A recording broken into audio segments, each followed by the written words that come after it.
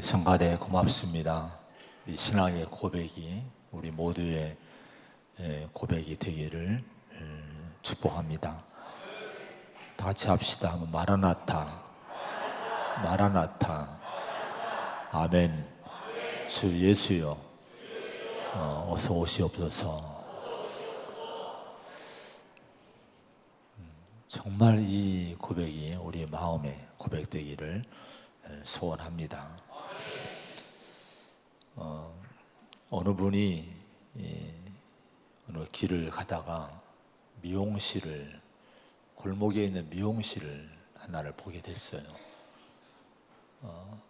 우리 미용실 하시는 분들이 여러 분 계신데 아마 막 마음이 열릴 것 같아요. 근데 그 미용실 앞에 화분들이 많이 이렇게 진열되어 있는데 하나같이 그렇게 꽃이 잘 피었더래요. 싱싱하고 환하고 꽃이 화사하게 폈더랍니다. 그게 왜 이분의 마음에 들어왔는고 하니, 자기는 집에 화분이 몇 개 있는데 그 몇 개도 화분을 관리를 안 되는 거예요.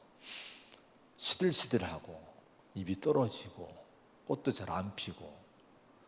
근데 이 미용실 앞에 있는 화분이 싱싱한 그런 꽃을 보니까 너무 신기해서 어떻게 이렇게 잘 가꿀까 마음이 궁금함도 있고 해서 며칠 후에 그 미용실을 찾아갔대요. 머리를 하면서 그 미용실 아주머니에게 물어봤답니다. 어떻게 저렇게 화분이 해서 꽃들이 잘 자랍니까? 비결이 뭡니까?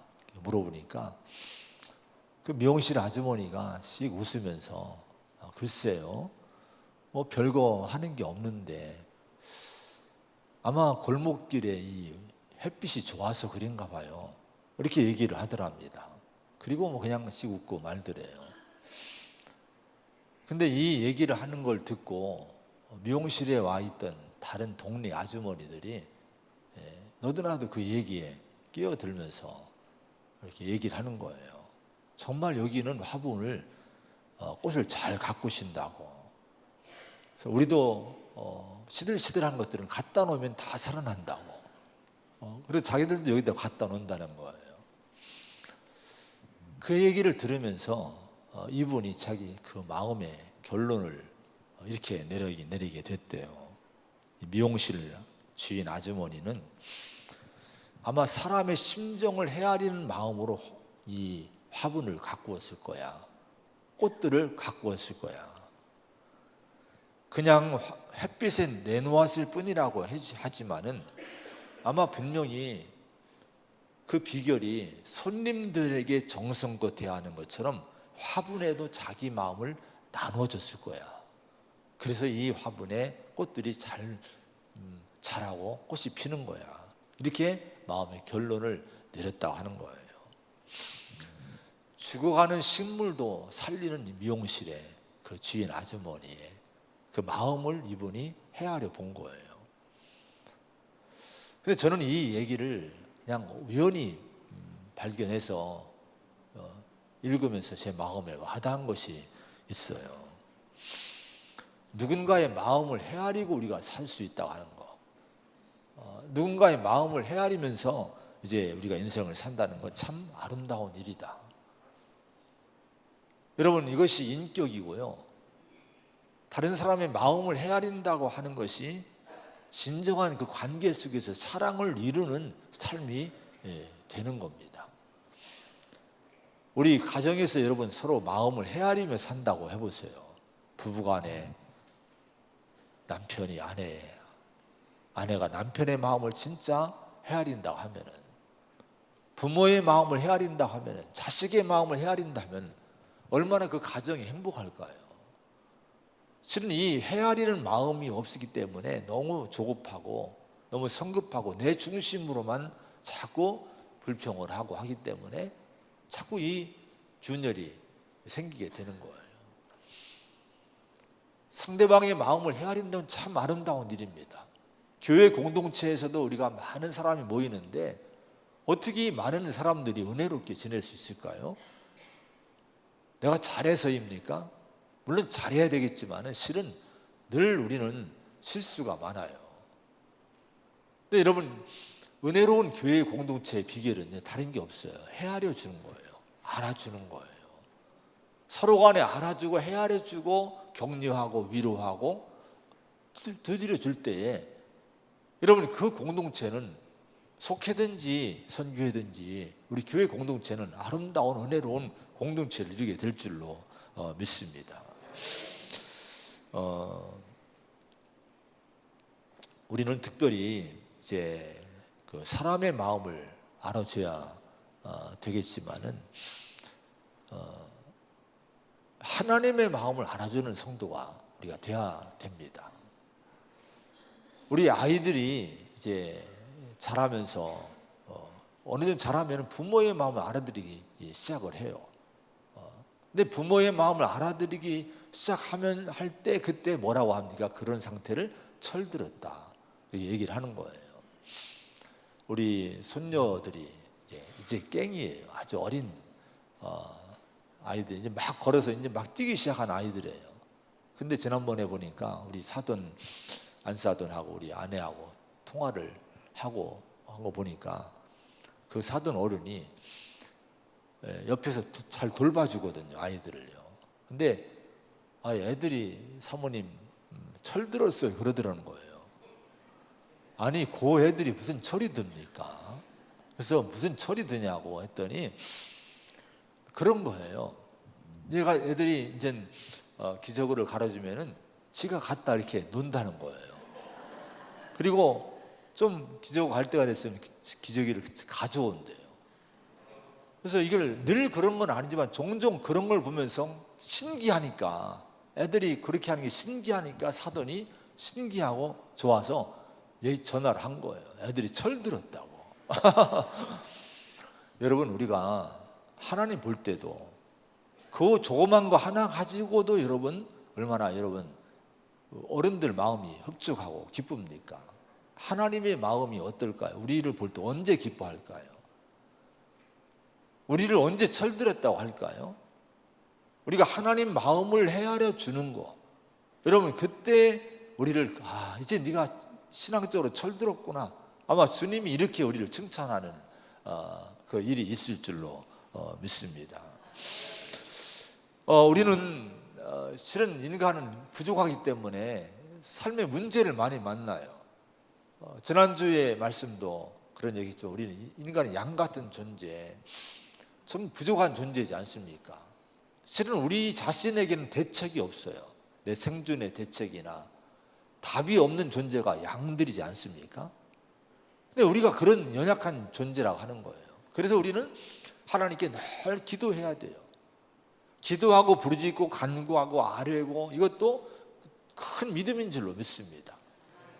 근데 어느 사람들은 하나님께 구하지 않는 거예요. 시편 50편에 보면요, 하나님이 그런 말씀하셔요. 나는 내 재물 때문에 너를 책망하지는 아니하리니 내 번제가 항상 내 앞에 있음이로다. 이스라엘 민족을 향해서 예배라든가 뭐 헌금 바치는 거라든가 이런 거 가지고는 내가 뭐라고 하지 않겠다는 거예요. 근데 뭐라고 말씀 쭉 시편 50편에 얘기하는 거 아니? 감사하라고 말씀합니다. 감사하라. 감사의 제사를 드려라. 그리고 서원을 갚으라. 또 환난 날에 나를 부르라. 이런 예가 세 가지 얘기를 하셔요. 왜 이런 얘기를 했을까요? 여러분, 그 다음에 마지막 부분에 내가 너를 찢으리니 이렇게 했어요. 찢으리니. 얼마나 무서운 얘기입니까? 찢어버리겠다는 거예요. 근데 여러분, 왜 찢어버린다는 거예요? 제사는 드리는데, 예배는 드리는데 감사가 없을 때, 하나님 앞에 수없이 서원하지만은 그 서원을 중히 여기지 않고 갚지 않을 때, 또 어려움이 있지만 하나님을 찾아야 될 인간들이 하나님을 찾지 않고 인간의 힘으로 살려고 발버둥 칠 때, 이것이 신앙이 아니란 거예요. 이런 민족을 내가 찢어버리겠다, 이렇게 하나님이 말씀을 하셨습니다. 여러분, 그래서 우리가 특별히 환난 날에 나를 부르라, 우리는 늘 어려움과 환난의 길을 걸을 때가 많아요. 그때 우리는 하나님을 찾고 부르는 그런 하나님을 찾는 기도하는 성도가 되어야 될 줄로 믿습니다. 그런데 자, 이 기도가 신앙이고 부르짖는 것이 믿음인데요, 그렇다고 여러분 우리가 하나님께 기도하고 부르짖고 호소하고 얘기하고 이렇게 하는데, 기도는 많이 하는데 정말 우리는 하나님 마음은 얼마나 알아들이는가? 예수님을 그렇게 우리가 찾고 늘 찾고 투정하는데 주님의 마음을 정작 우리는 얼마나 알아들이는가? 이런 부분을 좀 우리가 생각을 해야 될 줄로 믿습니다. 로마서 12장 2절에 보면은 너희는 이 세대를 본받지 말고 오직 마음을 새롭게 함으로 변화를 받아 하나님의 선하시고 기뻐하시고 온전하신 뜻이 무엇인지 분별하도록 하라, 이렇게 말씀했어요. 자, 어떤 것이 하나님의 마음에 드는 것인지, 하나님의 선하게 생각하고 기뻐하시는 일이 무엇인지를 분별하며 사는 성도가 되라는 거예요. 신앙은 거의 신앙이라고 하는 거예요. 한마디로 하면 뭘까요? 하나님 마음을 알아들이는 거예요. 주님 마음을 알아들이고 주님 마음을 우리가 헤아리면서 주님이 기뻐하실 만한 인생을 살아가는 거, 이거 성숙한 신앙인의 모습이라고 하는 겁니다. 여러분, 주님의 마음을 알아들이기를 부탁을 드립니다. 어느 책의 제목이 하나님 오늘 어떠셨나요? 이런 제목이 있더라고요. 저는 이 책을 읽어보진 않은 거예요. 제목이 너무 와닿더라고요. 따라합시다. 하나님 오늘 어떠셨나요? 제목이 참 아주 재밌지 않습니까? 하나님께 물어보는 거예요. 근데 그 책을 소개하는 글이요, 이런 글이었어요. 매번 내 얘기뿐이었습니다. 오늘은 아버지 앞에 머물러 그분의 마음을 들어드리고 싶습니다. 이런 설명이 붙었더라고요.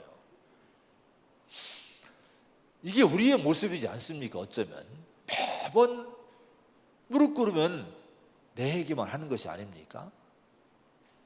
주님 부르면서 주님 하면서 꼭 그 다음에 얘기가 뭐니까 자신의 얘기만 하는 것이지 않습니까?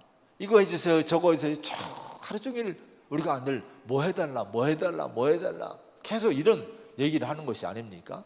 이게 나쁘다는 게 아니에요. 이게 기도하며 살아야 돼요. 그런데 매번 그런 말씀만 우리가 올리지, 말만 하지, 정작 그분의 마음을 내가 알아보고 그분을 마음을 헤아리려고는 얼마나 했느냐, 이런 부분도 우리 신앙이, 이런 부분에도 우리 마음이 가야 된다고 하는 거예요. 여러분, 정말 주님의 마음을 헤아려 드릴 수 있는, 주님 마음이 뭘까? 이런 상황에서, 이런 때에, 저는 이런 자리에서 주님의 마음은 뭘까? 이 말씀에서 주님의 마음은 뭘까? 자꾸 주님의 마음을 헤아릴 수 있는 그런데 우리 마음이 많이 가 있기를 축원드립니다. 이게 성숙한 성도의 모습이라고 할 수 있어요. 22절, 23절의 말씀 한번 읽어봅니다. 22절, 23절입니다. 시작. 예루살렘에 수전절이 이르니 때는 겨울이라 예수께서 성전한 솔로몬 행각에서 거니시니. 여기에 절기가 하나 나옵니다. 무슨 절기죠? 수전절이 나옵니다.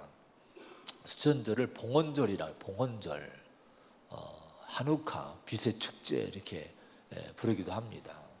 수전절의 기원은 구약 성경이 아니에요. 구약과 신약의 중간에 있는 중간기에 있었던 사건 때문에 이 수전절이 생겼어요.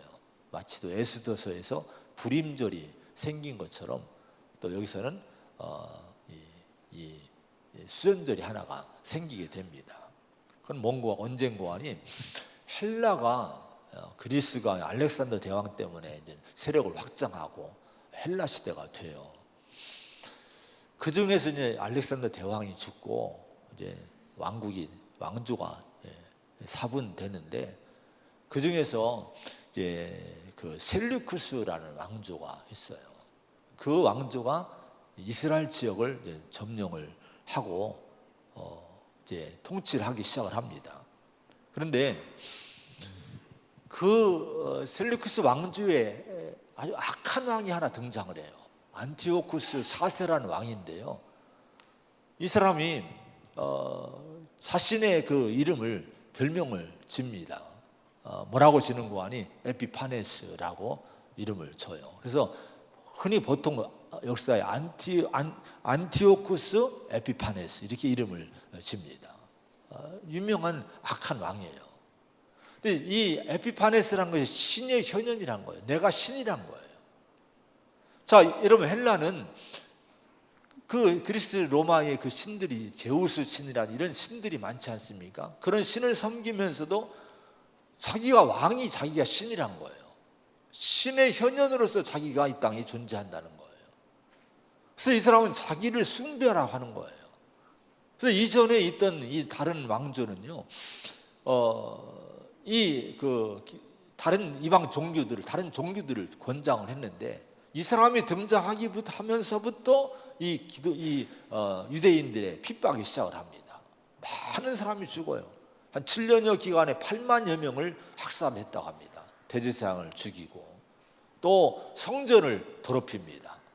성전을 더럽히는데 거기에 여러분 돼지피를 막 가지고 뿌리게, 돼지피. 그리고 유대인들이 돼지고기를 안 먹는데 돼지고기를 억지로 막 입을 벌려 먹게 하고요. 그리고 나중에 결정적인 그 죄가 뭔고 하니 성전 안에다가 제우스 신상을 올려 들여놓는 거예요. 예루살렘 유일 성전 안에다가 제우스 신상을 해놓고 여기다 제우스에게 예배를 드리게, 제사를 드리게 하는 그렇게 신전을 모독을 합니다. 자, 이런 모독이 있으니까 참다 못한 유대인들이 봉기가 일어나요. 혁명이 일어나요. 마카비 혁명이라고 합니다.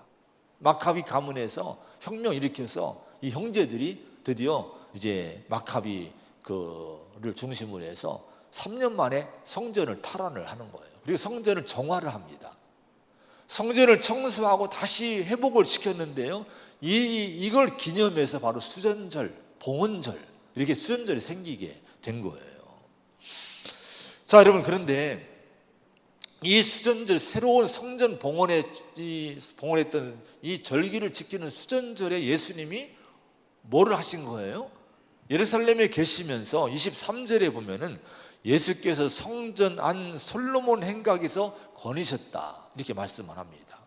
솔로몬 행각이라고 하는 것은요, 그 당시 성전은 누가 졌는 거 아니? 헤롯 대왕이 졌어요. 예루살렘 성전. 예수님 당시는요. 헤롯 왕은요, 에돔인입니다. 유대인이 아닙니다. 근데 정치적인 그런 어떤 이제 힘을 발휘해서 이 왕의 자리를 꿰차게 된 거예요. 그리고 그 정통성을 만들기 위해서 유대인 왕조의 공주와 결혼을 합니다. 그래서 정통성을 이제 확보를 하고 왕의 노릇을 헤롯 왕이 하게 된 거예요. 근데 헤롯 왕이 왜 엄청난 돈을 들여서 아주 이 당시는 화려한 성전이라고 합니다. 화려한 성전을 건축했는데 왜 그랬을까? 믿음의 고백으로 그랬을까? 아닙니다. 오늘 우리 이 교회는요, 우리 성도들이 믿음의 고백을 하면서 신앙으로 이 성전을 진 거예요. 그리고 이 성전은 귀한 거예요. 근데 여러분, 이 당시 이 헤롯 성전은 믿음이 아니라 순전히 유대인들의 마음을 얻으려고 이방인이 에돔인이 왕을 노릇하다 보니까 민심이 자기에 돌아오지 않으니까 유대인의 마음을 얻으려고 자기 욕망을 가지고 욕망의 열매로, 탐욕의 열매로 성전을 건축을 해서 봉헌을 하게 된 거예요. 그런데 솔로몬 행각이라 하는 것은 그 옆에 있는 그 주랑입니다. 주랑. 벽과 같은 거예요. 거니스 지붕도 해놓은 거예요. 이것은 유일하게 이 당시에 솔로몬 시대의 유적이 남아있던 곳이 솔로몬 행각이라고 하는 거예요. 우리 주님은 이 수전절날 축제가 벌어지고 헤롯 대왕이 지은 엄청난 성전에서 많은 사람이 축제를 즐기고 있을 때에 거기에 동참하지 않고 그 옆에 있는 한쪽에 있는 솔로몬 행각을 거니셨다는 거예요. 거니셨다는 것은요, 거니신이라는 이 단어는 헬라어로 그냥 몇 번 왔다 갔다 한 것이 아니라 오랫동안 거느렸다는 의미의 단어를 사용합니다. 아마 하루 종일 아니면 축제가 계속되는 한 주간 동안 주님은 늘 거기를 거니시지 않으셨을까, 이런 생각이 들어요. 그런데 제가 왜 이 얘기를 장황하게 얘기하는 거 아니? 제가 이 본문을 묵상할 때 하나님이, 주님이, 성령이 내 마음에, 제 마음에 이 말씀에 제 마음이 와닿게 한 거예요. 22절, 23절에 계속 주목을 하게 하신 거예요. 자, 여러분, 뭐를 주목을 했는가 하니, 과연 우리 예수님이 수전절에 그 솔로몬 행각을 거니시면서 무슨 생각을 하셨을까? 우리 예수님이 어떤 고민과 어떤 생각과 어떤 묵상 가운데 이 솔로몬 행각을 그 절기에 다른 사람 다 축제에 조화라고 참석하고 있을 때에 홀로 거기를 거니시면서 며칠 동안을 거니시면서 묵상했을까? 주님 마음은 뭐였을까? 여기에 제 마음이 자꾸 와닿게 가닿게 하셨습니다.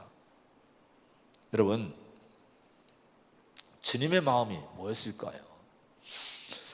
여러분, 제 마음의 결론은 주님은 그 솔로몬 행각을 거니면서 이 땅 위에 정말 참다운 성전, 참다운 교회를 어떻게 세울까? 그 문제에 주님은 고민을 하셨을 거예요. 하나님이 자기를 이 땅에 보내신, 예수님을 보내신 그 목적이 정말 자기가 십자가에 희생하고 인류를 구원하고 영원한 생명의 길을 여심으로 말미암아 참된 구원의 길을 여시고 그리고 참된 성전과 교회를 세우라고 보내셨음을 주님이 알고, 이런 교회를 어떻게 세울까? 이런 공동체를 어떻게 세울까? 자신의 사명이 뭘까? 이 사명을 재다짐하고 또 다짐하면서 십자가를 생각하면서 이 교회를 세울, 성전을, 참된 성전을 세울 그런 이런 생각을 가득한 가운데 이 행각을 거니셨을 것이라고, 그런 결론이 제 마음에 와닿습니다. 여러분, 오늘 우리도 저를 통해 이런 말씀을 주신 것은, 이 말씀을 보면서 우리 모두가 주님의 마음을, 이런 마음을 헤아려야 될 줄로 믿습니다. 주님이 관심 갖는 것은 어떻게 하면 이 교회를, 아름다운 교회를 세우느냐, 정말 이 시대에, 불신의 시대에 어떻게 하면 좋은 교회, 건강한 교회, 은혜로운 교회를 세울까? 주님은 이걸 원하셨던 거예요. 우리에게 그런 교회를 세우기를 원하심을, 하나님의 마음을, 여러분, 주님의 마음을 이 시간 한번 헤아릴 수 있는 저와 여러분들에게를 축원을 드립니다. 릭 워렌이라고 하는 분이 지금은 은퇴를 하셨어요. 미국에서 세들백 교회라는 훌륭한 교회를 세웠고, 세들백 교회 이야기라는 책은요, 오래된 책이지만은 아주 한국 교회에, 세계의 많은 교회들에게 도전을 주고 목회자들에게 도전을 준 책이에요. 저도 목회 초창기에 이 책을 읽으면서 많은 도전받고, 그래, 정말 하나님이 원하시는, 하나님이 디자인하시는 그런 좋은 건강한 교회를 세워야지, 이런 꿈을 가슴에 안고 많이 기도를 했어요.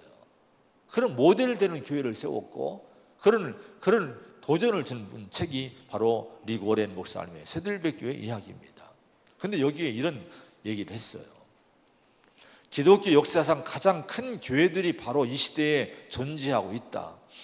이런 교회들에 대한 이야기를 듣는 것은 흥미롭지만 나는 가장 위대한 교회는 아직도 세워지지 않았다고 믿는다. 어쩌면 당신이야말로 하나님께서 그 일을 시키실 바로 그 사람인지도 모른다. 저는 이 얘기가, 많은 목사님들이 그런 도전을 받았겠지만 제게도 많은 도전을 준 거예요. 큰 교회가 아니라 위대한 교회. 그렇다고 그분이, 여러분, 현존하는 교회들을 무시한 것이 아니에요. 근데 여러분, 아직도 진짜 위대한 교회는 아직도 세워지지 않았다는 이 마음을 가지고 그런 교회를 세우고자 하는 비전과 꿈을 가지고 달려가자고 이런 도전을 우리에게 준 거거든요. 그럼 여러분, 우리도 오늘 우리 성도들의 마음속에 우리 교회가 이만하면 됐지, 여러분, 이런 마음이 아니라 아직도 우리 교회를 통해 하시고자 하는 위대한 교회를 세우고자 하는 주님의 뜻은 아직도 이루어지지 않았다. 여러분, 이런 마음을 우리가 가져야 될 줄로 믿습니다. 안주하지 말고 더 좋은 교회, 더 건강한 교회, 하나님이 원하신 더 좋은 교회를 세우려고, 은혜로운 교회를 세우려고 우리 교회가 앞을 향해 달려가야 돼요. 그런 꿈을 가져야 될 줄로 믿습니다. 중요한 것은 뭡니까? 이분이 또 이런 얘기를 했어요. 하나님 아버지, 저는 오늘도 당신의 시계에서 놀라운 일을 행하실 것을 압니다. 저에게 아버지께서 하시는 일의 한 부분에 동참할 수 있는 특권을 주십시오. 여러분, 이런 기도를 날마다 했다는 거예요. 하나님은 분명히 놀라운 일을 행하실 터인데, 교회를 통해서. 문제는 우리가 그 하나님의 일에 동참을 받느냐 안 받느냐가 중요하거든요. 여러분, 아직도 저는 그 마음이 있어요. 정말 하나님이 이 시대에 큰 일을, 큰 좋은 교회를 세우실 터인데, 저도 한번 거기에 동참을 할 수 있도록 주님이 나를 써주시는 목회자가 되기를 저는 원해요. 그런 마음의 소원이 있어요. 그럼 여러분도 그런 마음을 갖기를 바랍니다. 주님이 세우시기를 원하는 그 교회를 주님이 반드시 이루실 터인데, 거기에 우리가 동참하는 은혜를 받는 것이 축복이지 않겠습니까? 그저 우리가 여러분 내 소원만 가지고, 내 욕망만 가지고, 주여 내게 이거 주세요, 저거 주세요, 이렇게만 하다가 주님 나라 갔을 때에 그 모습과, 내가 주님의 마음을 헤아려 드리고 주님의 마음을 알아드리고 정말 좋은 교회를 세우기 위해서 내가 헌신하고 힘쓰다가 주님 나라 갔을 때에, 여러분, 주님이 우리를 대하는 모습이 여러분 다를 거예요. 너도 잘했지만, 그래, 정말 내가 원하는 좋은 길을 세우기 위해서 힘썼던 너 너무 잘했다, 그 사람에게 등 때려주지 않겠습니까? 그런 성도가 되기를 꿈꾸시기 바랍니다.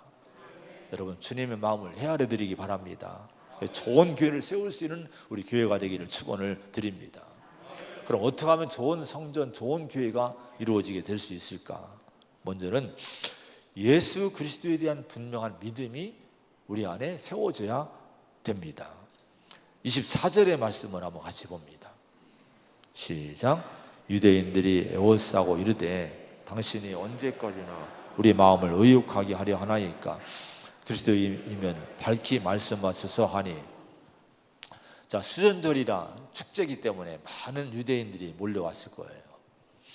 근데 몰려온 유대인들이 예수님을, 그 솔로몬 행각을 거니신 예수님을 발견할 때마다 몰려오는 거예요. 그리고 언제까지나 우리 마음을 의욕케 하렵니까? 당신이 그리스도입니까? 그럼 밝히 좀 말씀해 달라, 이런 얘기를 하는 거예요. 이게 한 명, 두 명 한 것이 아닙니다.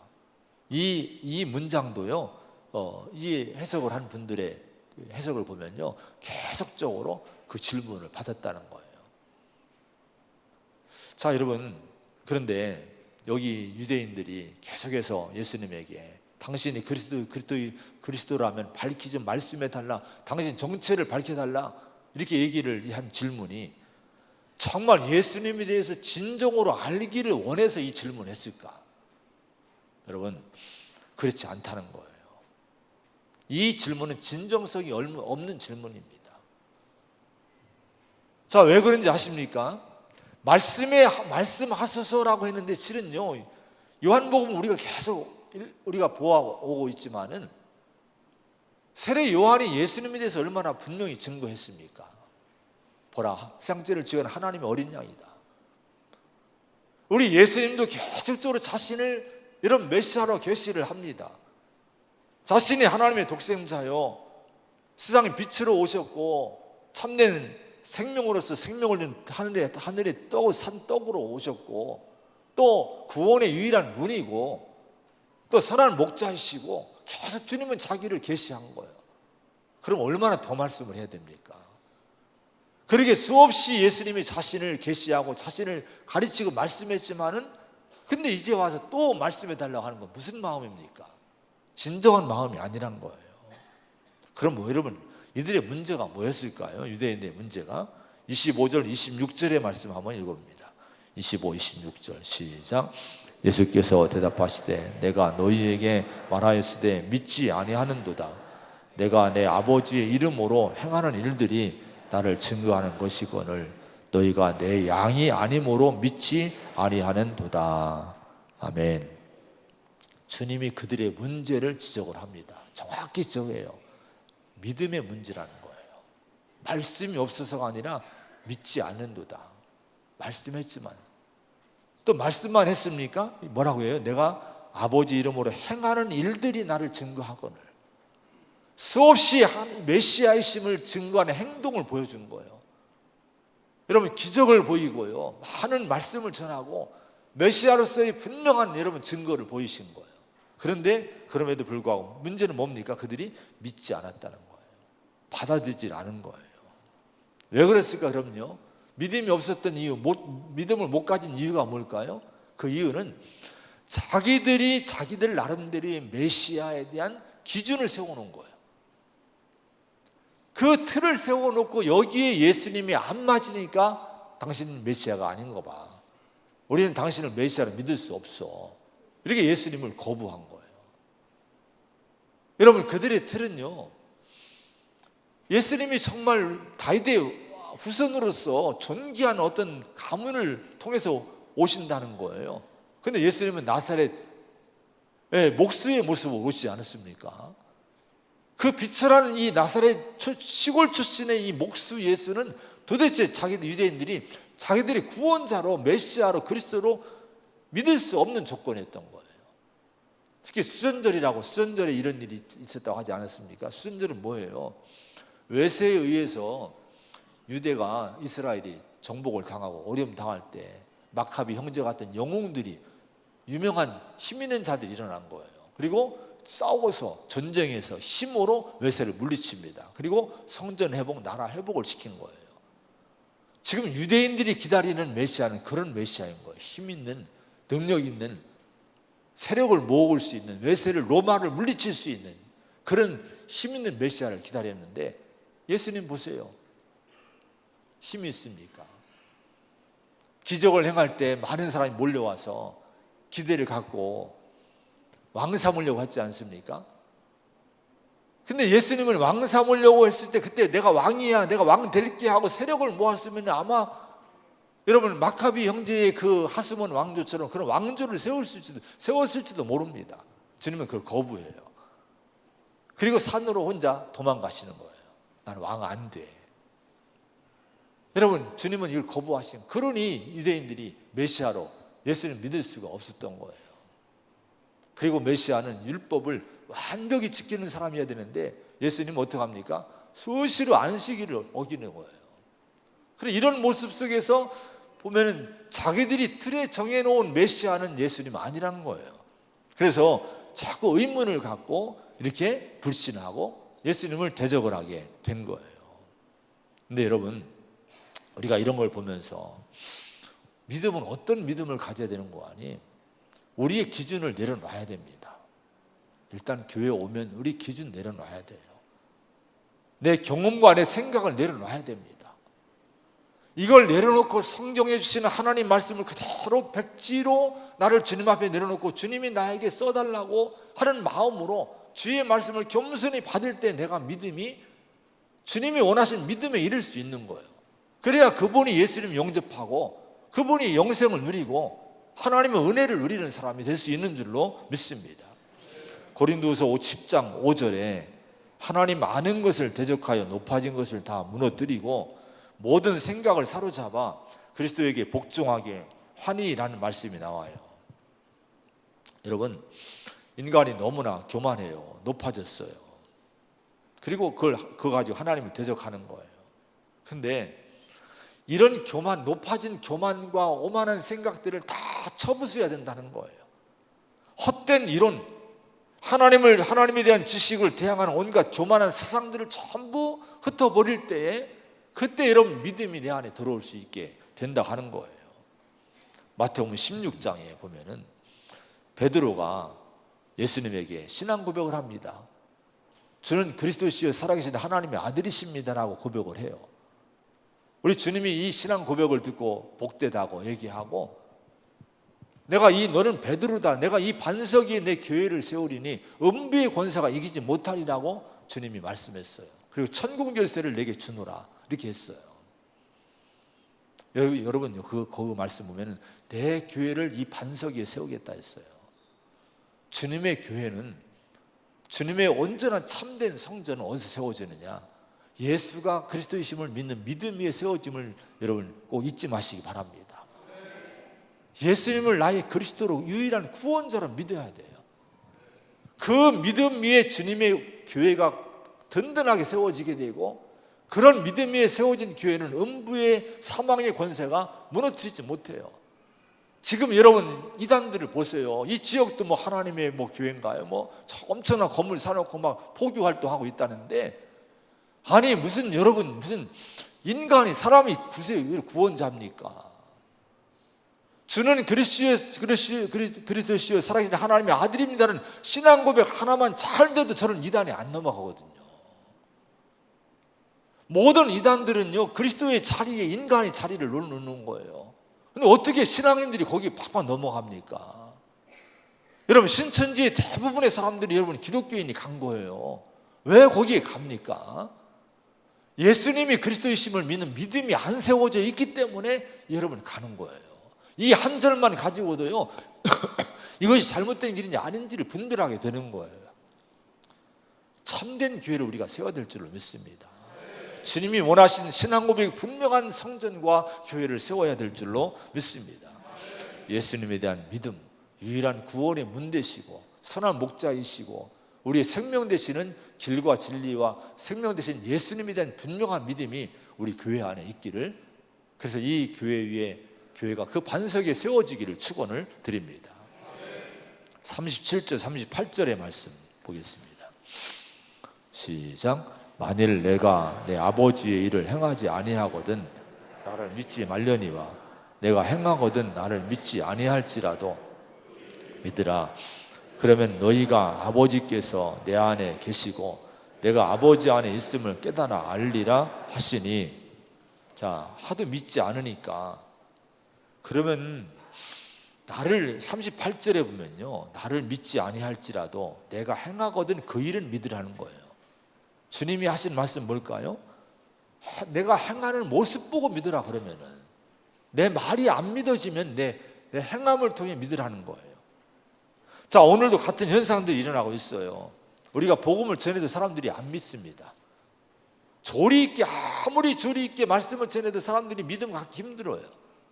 근데 그럼 어떻게 여러분 이 복음을 전하고 예수를 그들에게 우리가 유일한 구원자신 예수님을 소개할 수 있을까요? 여러분 주님이 하신 말씀이에요. 내가 행하거든 나를 믿지 아니할 자도 그 일을 믿으라. 이것이 우리 마음에 있어야 돼요. 여러분 뭡니까? 우리 행함으로 복음을 증거해야 된다는 거예요. 우리가 믿는 믿음이 실제임을 내 행함으로 보여줘야 된다 하는 거예요. 여러분 마태복음 5장에 보면 5장 16절에 이같이 너희 빛이 사람 앞에 비치게 하여 그들로 너희 착한 행실을 보고 하늘에 계신 너희 아버지께 영광을 돌리게 하라, 이렇게 말씀했습니다. 여기 착한 행실을 보고 이걸 볼 때에 그들이 불신자들이 하나님께 영광 돌리는 그 마음이 열린 은혜가 있다고 하는 거예요. 우리가 그러면 여러분 이 안에서 우리끼리만 열심히 사는 것이 아니라 밖에 나가서의 삶이 중요하다는 거예요. 착한 행실, 여러분 빛된 삶을 살아가는 성도가 돼야 그걸 통해서 여러분 우리가 믿는 하나님이 증거가 되고 우리가 믿는 예수님이 실제임을 그들이 믿는 믿음의 은혜가 열리게 된다 하는 거예요. 성도의 삶은요 사람들이 예수님을 볼 수 있게 하는 창문이라는 말이 있습니다. 자, 여러분 창문이 있고 저런 문이 있으니까 밖에서 이 안이 보이지 않습니까? 여러분 창문 다 없애버리고요 다 문을 다 잠궈 보세요. 안에 밖에서 우리끼리는 재밌을지 모르지만 밖에서 이 안을 볼 수 없는 거예요. 여러분 우리가 믿는 이 기쁨을 주는 생명을 주는 예수님 사람들이 보게 돼야 되지 않겠습니까? 그럼 믿는 사람들이 우리 아닌 예수님 보게 하는 창문 역할을 하는 것이 뭐예요? 착한 행실이란 거예요.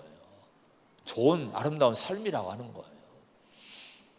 여러분 이번에 우리가 명절입니다. 명절에 특별히 조심하셔야 돼요. 잘해야 됩니다. 힘들지만 이런 얘기하면 또 잔소리 같지만 힘들지만은 시댁의 기쁨으로 가세요. 할렐루야. 벌써 시댁하면 이게 시자만 들어오면 그냥 C자만 들어가면 우리 여자분들은 자꾸 경직이 돼요. 막 이렇게 막. 여러분 그러지 마세요. 정말 여러분 이번에 잘 섬겨야 돼요. 특히 안 믿는 그 가정 배경이라고 하면요, 그들이 뭐를 통해 여러분 예수를 볼 수 있겠습니까? 우리 행실을 통해 볼 수 있는 거예요. 다음 주에 오실 때에, 명절 보내고 올 때에 얼굴 인상이 싹 기쁨으로 올 수 있길 바랍니다. 부부가 잘 떨어져 앉고 막 싸우고만 안 돼요. 아까 마음을 헤아리라고 했잖아요. 마음을 헤아려 주는 거예요. 힘든 아내 마음 헤아려 주고, 남편 마음도 헤아려 주고, 자식들 마음도 헤아려 주고, 헤아려 주는 거예요. 그리고 열심히 내가 더 봉사 많이 하는, 섬기는 거예요. 눈 딱 감고 섬기는 거예요. 주님도 십자가 졌는데 정 힘들거든. 내가 십자가 한번 지야지, 이 마음으로 섬기는 거예요. 그러면 놀랍게 그 모습 보고 제가 믿는 하나님 진짜구나, 이런 이 구원의 전도 역사가 일어날 줄로 믿습니다. 여러분, 이 믿음으로 우리 건강한 교회를 세우고 공동체를 세울 수 있는 저와 여러분 되기를 축원드립니다. 네, 기도하겠습니다. 하나님 아버지, 감사합니다. 우리가 예수를 알고 믿음으로 살게 된 것 참으로 감사합니다.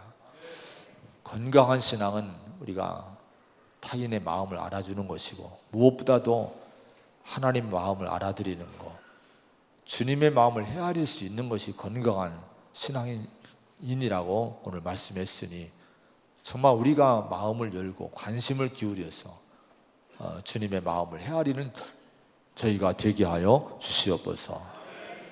아버지, 특별히 주님의 마음은 좋은 교회를 세우는 것, 은혜로운 교회, 은혜로운 공동체, 참된 성전을 세우는 것이 주님의 관심인 줄로 믿습니다. 이 주님의 마음을 헤아려서 우리 교회가 좋은 교회 세우기 원합니다. 우리 자신들이 우리 안에 좋은 성전되는 인생을, 삶을 세워나갈 수 있는 우리 성도가 되게 하여 주시옵소서. 예수님에 대한 확고한 믿음이 있게 하여 주옵시고, 우리가 선으로 착한 행실로 빛된 삶으로 예수를 증거할 수 있는 그런 성도가 되게 하여 주시옵소서. 특별히 명절 기간입니다. 오늘 이 한 주간 동안 잘 보내게 하시고, 우리가 주님의 복음과 사랑을 실천할 수 있는 좋은 기회를 삼고, 섬김의 기회를 삼고 이 명절 기간을 승리할 수 있는 우리 모든 성도가 되게 하여 주시옵소서. 예수님의 이름으로 간절히 기도하옵나이다. 아멘.